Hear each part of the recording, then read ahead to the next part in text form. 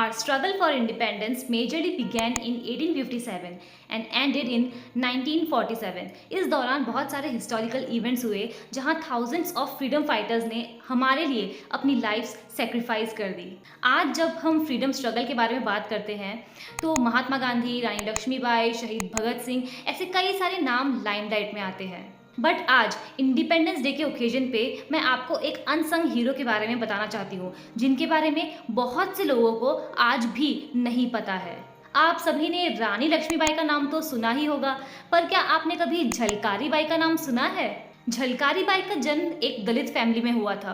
उनकी कास्ट के कारण वो कभी स्कूल नहीं जा पाई, बट उनके पिताजी ने उन्हें वेपन्स चलाना और घुड़सवारी ये सभी सिखाया था। एक बार पास के एक गांव में एक लेपर्ड और एक टाइगर वहाँ के लोकल्स के ऊपर कंटिन्यूअसली अटैक कर रहे होते हैं। झलकारी बाई को जब इसके बारे में पता चलता है तो वो अपनी जान की परवाह ना करते हुए जंगल में घुस जाती है और उन दोनों को ही मार देती हैं। इस इंसिडेंट्स के बाद उनकी तो शादी हो जाती है, बट रानी लक्ष्मीबाई को उनकी ब्रेवरी के बारे में पता चलता है। उन्हें लगता है कि मेरी तरह ही कोई और भी है जिसमें बहुत साहस है। तो कुछ दिन वो उन्हें ऑब्जर्व करती हैं और एक दिन रानी लक्ष्मीबाई झलकारी बाई को किडनैप करके अपने साथ ले जाती हैं और उन्हें वेपन्स चलाना सिखाती है और ट्रेनिंग देती है।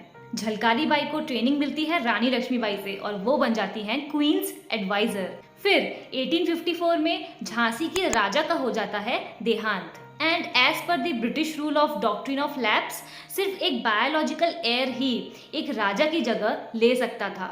अब रानी लक्ष्मीबाई और उनके हस्बैंड का तो बस एक एडॉप्टिव सन ही होता है। तो जैसे ही राजा की देहांत की बात ब्रिटिशर्स को पता चलती है, वो लोग झांसी को अपने कंट्रोल में ले लेते हैं। बट रानी लक्ष्मीबाई बीइंग रानी लक्ष्मीबाई, वो डिसाइड करती हैं कि वो अपने इंडिपेंडेंस के लिए लड़ेंगी। That is the reason why she took active participation in the revolt of 1857।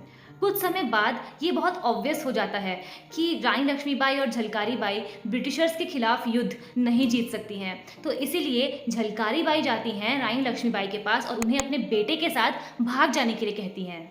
उसके बाद झलकारी बाई रानी लक्ष्मीबाई का रूप ले लेती हैं और वो पूरा युद्ध रानी लक्ष्मीबाई बनकर लड़ती हैं।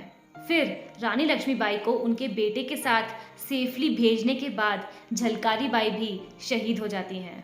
हर एक हिंदुस्तानी को हैप्पी इंडिपेंडेंस डे।